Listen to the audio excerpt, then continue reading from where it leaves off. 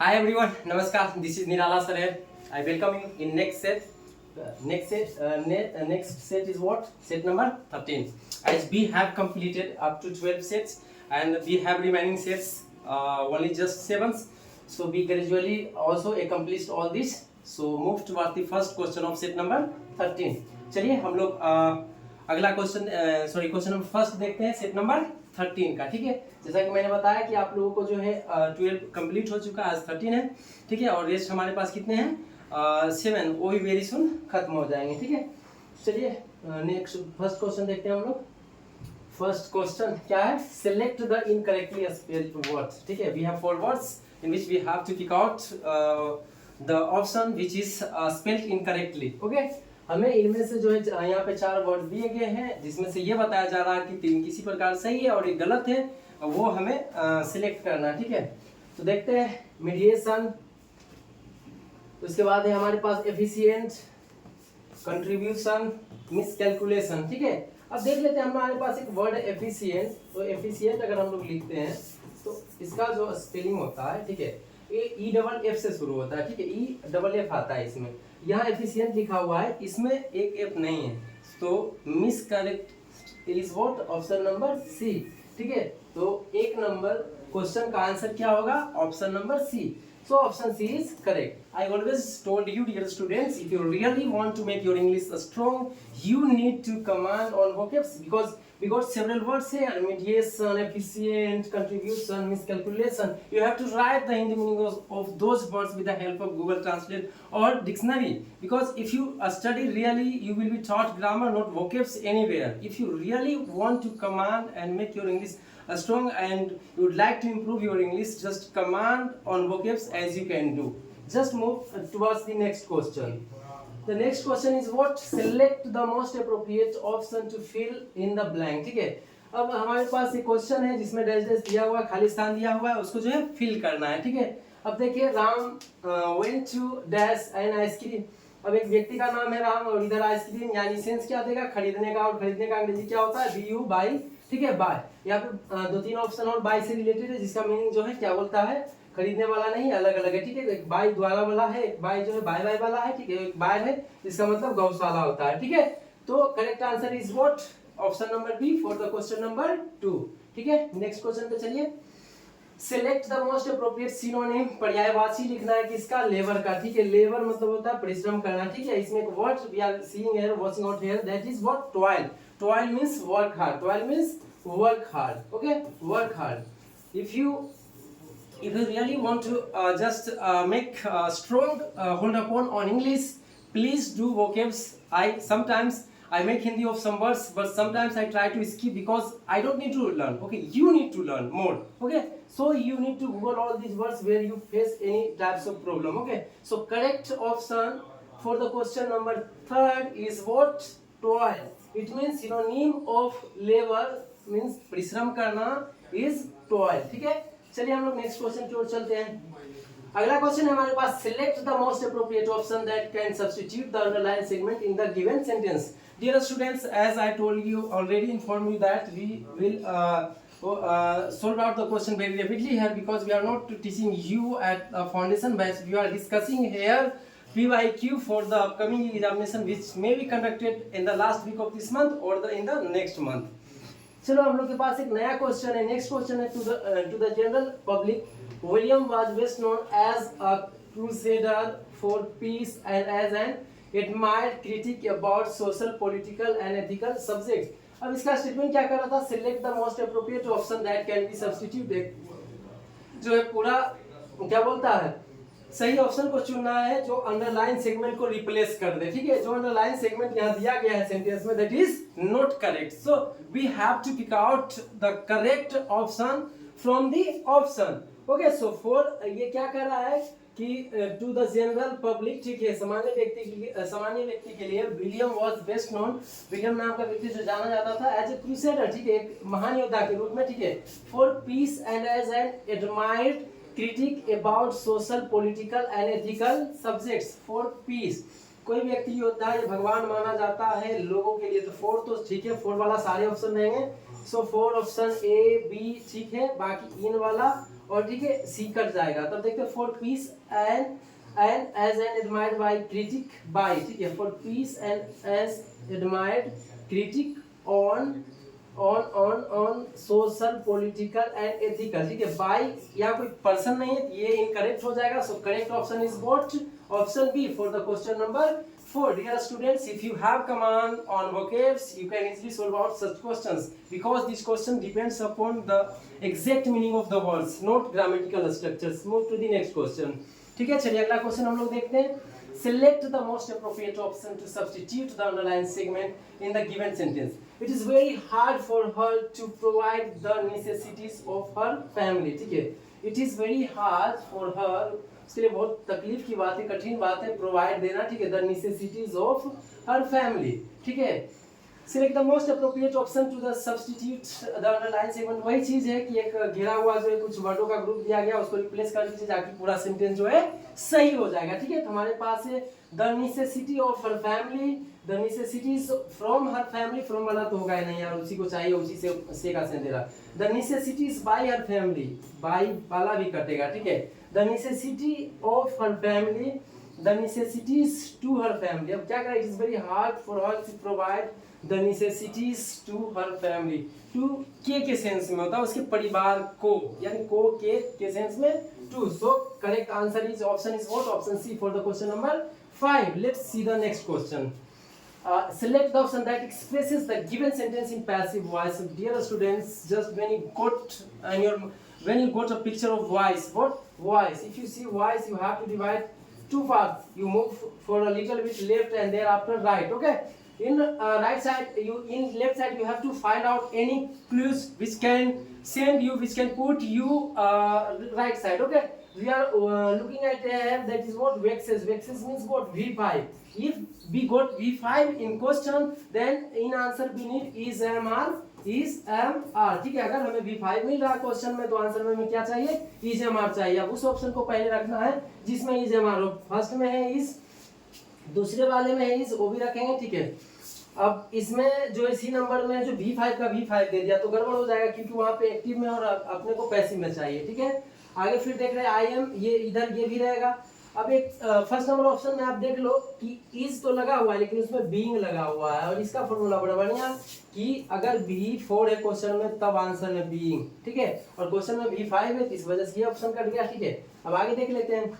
His behaviour is vexed और I am sometimes vexed by his behaviour. And dear students, I have already suggested you that when you are stuck at any particular point, you need to see just a little bit subject and object. You know, here is object what, me, and if me is written behind as me, then when we put it before as a subject, then it could be what, I. And where is I? I is in option number D. So correct option for the question number 6 is option D. Okay, ठीक है. चलिए आगे हम लोग बढ़ते हैं. वही चीज है जो हम लोग ट्रेडिशनली पढ़ते आ रहे हैं, पहले से पढ़ते आ रहे हैं, ठीक है. अब देखते हैं रोज सेकंड इधर क्या क्वेश्चन है. Select the option that can be used as one word substitute for the given group of words, ठीक है.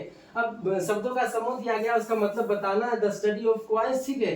अब सिक्कों के अध्ययन को क्या कहा जाता है, ठीक है. कोरियोग्राफी, ठीक है, ये तो नाच नृत्य कला से जुड़ा हुआ होता है, ठीक है. इंफॉर्मेटिक्स सूचना से जुड़ा हुआ होता है, ठीक है. न्यूमिस्मेटिक्स का मतलब होता है द स्टडी ऑफ कॉइन्स, सिक्कों के अध्ययन को हम लोग क्या कहते हैं, न्यूमिस्मेटिक्स कहते हैं, numismatics. So correct answer for the question number 7 is what, option D, numismatic. The study of coins is what, numismatics. चलिए ठीक है, अगले क्वेश्चन पे चलते हैं हम लोग.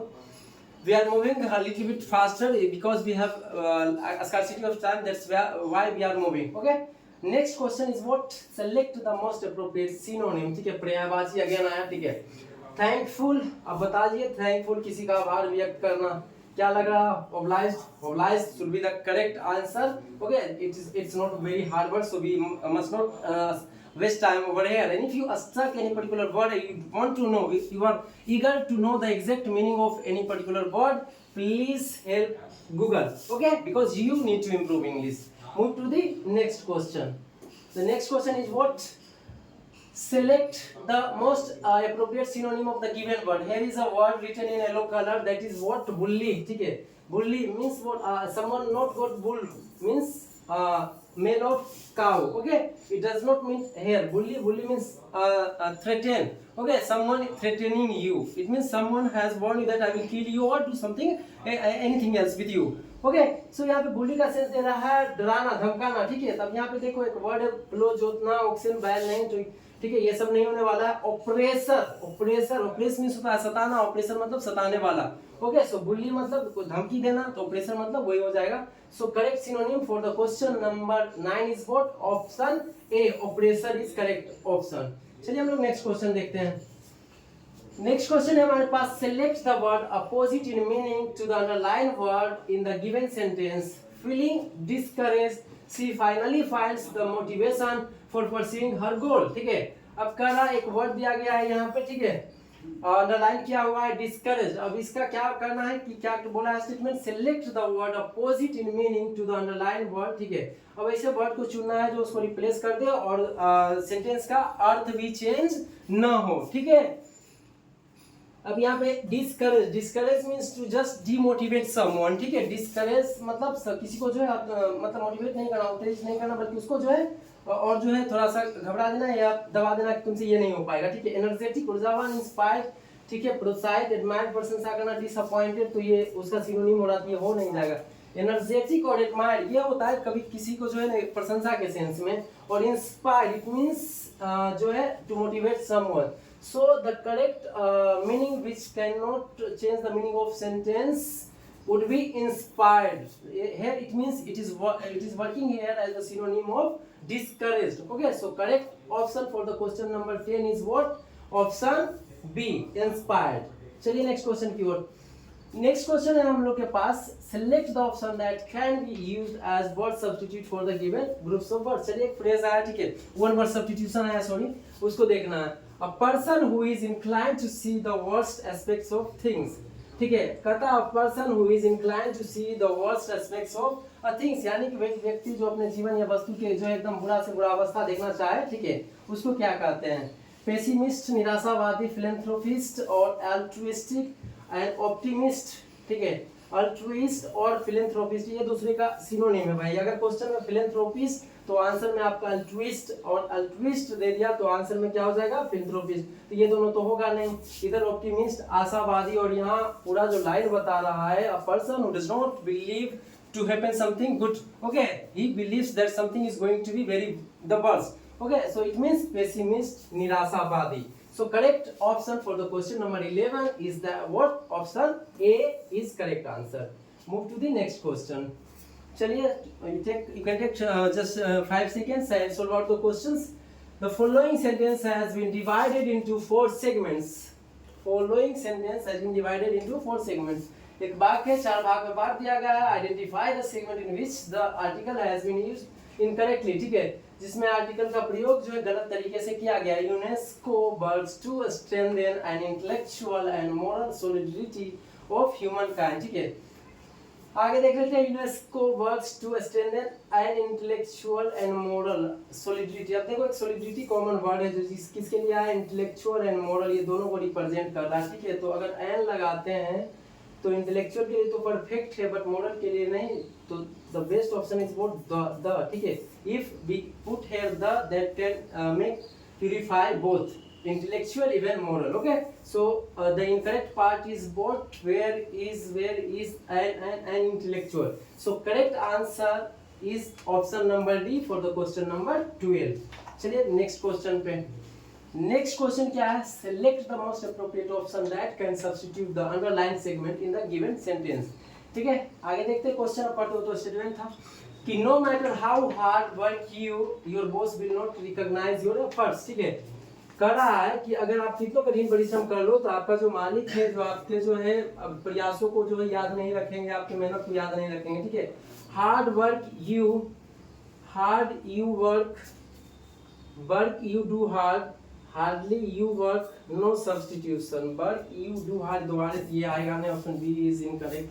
Hardly no sense, hard you work may be because hard you work, oh here is incorrect is why? Because we got verb after subject, it means we need put you first and thereafter verb is what? Work, you work. So correct answer is what? Option A is correct answer. चलिए next question पे हम लोग चलते हैं। आगे का question है ये क्या है, वॉइस। देखिए कितना है, वही कॉमन ढूंढिए। इधर वॉइस मिला, क्या मिला, एक बार ऑलरेडी बता चुके हैं, लेफ्ट चलना है फिर राइट चलना है। लेफ्ट में कॉमन क्या मिला, wheel.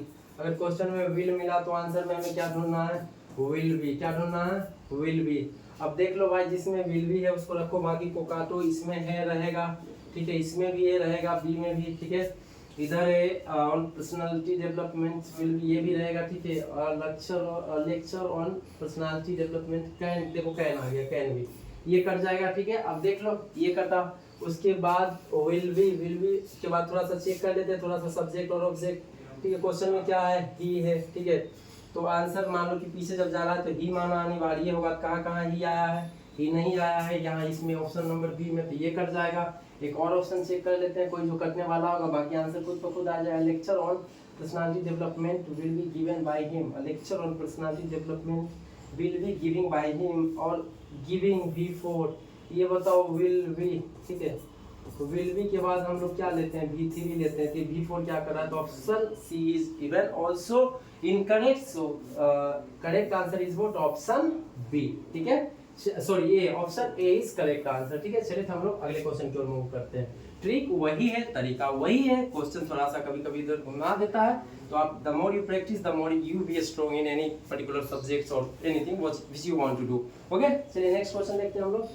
Select the sentence that contains a spelling error. एक सेंटेंस चुनना है जिसमें स्पेलिंग एरर दिया गया है, ठीक है। देखिए कल कुछ क्वेश्चन बनाए थे, उसमें तो गड़बड़ था। रेल लाइंस गो पैरेलल, इसमें तो ठीक लग रहा। The boss addressed the meeting, boss ने जो मीटिंग को जो है संबोधित किया। The host institution must provide the delegates with accommodation, ठीक है। अब यहाँ पे देखो अकोमोडेट होता है, ठीक है, डबल एम होता है, ठीक है। जहाँ जैसे डबल सी हुआ ना तो डबल एम होता है। अब यहाँ पे देखो एक एम है, इस वजह से which option is incorrect, option B is incorrect. So correct answer is what, option B for the question number 15, ठीक है। ये सेंटेंस मतलब वर्ड के अंडरस्टैंडिंग पे था, ये ग्रामेटिकली मेरा एरर नहीं था कि आपको जो वर्ड मीनिंग आना चाहिए। 4 क्वेश्चन था जिसमें से देखना था कि किसमें जो है गलत वर्ड का प्रयोग किया गया है, ठीक है। ऐसा एसएससी में क्वेश्चन रेगुलर आ रहा है। चलिए हमारे पास नेक्स्ट क्वेश्चन है, ठीक है। Select the most appropriate antonym, ठीक है, ऑफ द गिवन वर्ड। एक वर्ड दिया गया है एंटायर, इसका अर्थ बताना है। एप्रोप्रिएट एंटोनिम उल्टा बताना, ठीक है। एंटायर का मतलब होता है कंप्लीट, ठीक है, टोटली, मतलब पूरा, ठीक है। अब देखो थरो एक वर्ड है, थरो, ठीक है, थरो, ठीक है, एक वर्ड है। ये वाला थ्रो नहीं है, थ्रो नहीं, थरो, ठीक है, थरो, ठीक है, थरो, ये दोनों में अंतर है, ठीक है। ये थोरो पढ़ो अगर थोड़ा और भी डिफरेंट हो रहा था, ठीक है। थोरो, ठीक है, thorough it means complete, complete, ठीक है, कंप्लीट। एंटायर जैसे होता है ना, I have done entire work, I have done thorough work, ठीक है, इट मींस संपूर्ण। So correct antonym for the given word, sorry, appropriate antonym or synonym. Sorry, I just took this in wrong way. Antonym, entire means संपूर्ण, total, ठीक है। thorough, not this, not undivided, not ingress, सम्मिलित, not incomplete, ठीक है। entire means क्या, entire का meaning अगर हम लिखते हैं यहाँ पे तो क्या हो जाएगा, complete। I just misinterpreted the question that I found over there, synonym not antonym. So here is what word has been used, antonym means opposite, and entire, complete is, it means incomplete should be correct answer. So option C is correct for the question number 16. चलिए next question पे, select the most appropriate option that can be substitute the underline segment in the given sentence, ठीक है। अगला एक question दिया गया, ठीक है। आप उसमें एक अंडरलाइन वर्ड है, उसका मीनिंग कर देना। My cousin works day and night to achieve success in life. मेरा जो है रिश्तेदार जो है पूरा डे नाइट मेहनत कर रहा है सफलता पाने के लिए। ग्रेट डीलिंग, ठीक है, बहुत ज्यादा, ठीक है। अराउंड द क्लॉक, यही तो आ रहा, अराउंड द क्लॉक मतलब दिन रात, ठीक है। I study around the clock, इसका मतलब मैं दिन रात मेहनत करता हूँ। अराउंड द क्लॉक का मतलब दिन रात मेहनत करना, ठीक है। I study around the clock, ठीक है। डे नाइट बोल सकते हैं, कोई भी समझ जाएगा। इसको थोड़ा सा यूज कर ले तो एडवांस हो जाएगा, अराउंड द क्लॉक, ठीक है। I study around the clock, ठीक है। Correct answer is what, option C for the question number, ठीक है, क्या हो जाएगा 17, ठीक है। अब आगे देखते हैं next question. Arrange the sentence in the correct order. वही है, एक सेंटेंस तीन चार भाग में बांटा रहेगा, उसको जोड़ना है, सही उसका सीक्वेंस देना है, ठीक है। Arrange the sentences in the correct order to form a meaningful and coherent paragraph, ठीक है। चलो अलग अलग इसमें सेंटेंस दिया है, एक सेंटेंस नहीं बल्कि और उसको एक पैराग्राफ बनाना है। दैट्स वाई का मतलब होता है यही कारण है कि, तो होगा नहीं, दैट्स वाई देखो कॉमन ये सब होता है, दैट्स वाई, ठीक है, दैट्स वाई या दिस वाई, इस प्रकार का यही कारण है कि, यही कारण है कि, अब ऐसा है यही कारण है कि कुछ हो जाएगा तब, नहीं तो पहला होगा नहीं। Beautifully for nice skill rather than thin and watery, it's stage in shape and stands on top of fruits pastries without soaking in. Silky thick double ice cream has a unique fresh taste. अब देखो ये स्पष्ट अर्थ दे रहा, ठीक है। Silky thick double ice cream has a unique taste. अब एक silkie thick पतले आइसक्रीम की जो स्वाद के बारे में बता रहा, ठीक है। आगे इसी के बारे में बोल रहा, beautifully firm nice silky rather than, मतलब ये एक फ्री स्टेटमेंट है, उसके बाद इसकी प्रशंसा ये कर रहा है, और लास्ट में आएगा that's why silky is deliciously different and exceptionally versatile, natural, thick and durable. So correct of the sequence is both CBA, ठीक है। Dear students, if you want to just command on vocab, then you will get easily these types of answer, because it cannot be anticipated that you are going to get question from moral stories. Most of the times you will get in your examination question from political and business and other international relations. Okay, move to the next question. चलिए अगला question देखते हैं। Select the most appropriate meaning of the underlying idiom, ठीक है। एक idiom दिया गया, उसका मतलब बताइए। In those days we did not expect luxuries, we were thankful if we couldn't keep the wolf from the door, ठीक है। कहता है कि दिन अच्छे नहीं थे फिर भी जो है हमारी स्थिति, keep the wolf from the doors का मतलब होता है, ठीक है, कि मतलब कितनी भी गरीबी आ जाए तो ये भूखमरी नहीं धरना, ठीक है, भूखमरी से बच जाना, ठीक है। तो keep the wolf from the door means avoid starvation, ठीक है, भूखमरी से बचना, ठीक है, वंचित। अब देख लो क्या है, keep the wolf from the door, it means avoid starvation. So correct answer is what, option number A. And dear students, sometimes I got something which is totally different. If you are solving the book, so primary publication of PYQ, and you will get something different in option number A, and you will get in the other book the same question, same option, but in options you will get some different or new words that may be the obstacles for you for some time. Okay, move to the next question. Here we have question number 20. Okay, Dr. Sivna has brought about a new book on social impact child labor, ठीक है। brought bring out means होता है प्रकाशित करना, ठीक है, प्रकाशित करना, ठीक है। और यहाँ पे क्या दे रहा, ब्रिंग अबाउट मतलब ब्राउट अबाउट, ठीक है। तो ब्रिंग आउट मीन्स होता है प्रकाशित करना, ठीक है। तो ब्राउट अबाउट वाला ऑप्शन जो है गड़बड़ हो जाएगा, तो किसमें brought about, option A is correct answer for the question number 20, ठीक है। चलिए हम नेक्स्ट क्वेश्चन की ओर मूव करते हैं। नेक्स्ट क्वेश्चन हमारे पास है वही जो पैसेज जनरली आता है, वो पैसेज है हमारे पास, इसको पढ़ना है। और क्या बोले कि समय का अभाव रहे तो पढ़ना नहीं, थोड़ा सा आगे थोड़ा सा पीछे देखेंगे और उसमें हम लोग जो है बेस्ट विकल्प लगा सकते हैं, ठीक है। चलो we have time here, so we can say I have a recurring dream, ठीक है। Actually I have a few, one is about dismembering body, ठीक है। कहता है कि मेरे पास जो बार बार सपनों में आने वाला ड्रीम है, एक्चुअली वास्तव में I have a few, one है तो बहुत सारे, लेकिन one is about dismembering a body, ठीक है। एक बॉडी को इधर उधर इधर भीतर करने का जो है ड्रीम है। I would rather not give into it, मैं वास्तव में इसमें पढ़ना नहीं चाहता हूँ, but the pertinent one is about college, pertinent है तो patient होता है, ठीक है। चलो जो भी है about college की मेडिकल से रिलेटेड है, ठीक है। अब यहाँ पे हमारे पास है but the, अब देखो यहाँ पे द लगा हुआ है, द लगा हुआ है, एक हिंट बन सकता है क्वेश्चन में अगर द लगा हुआ है, ठीक है।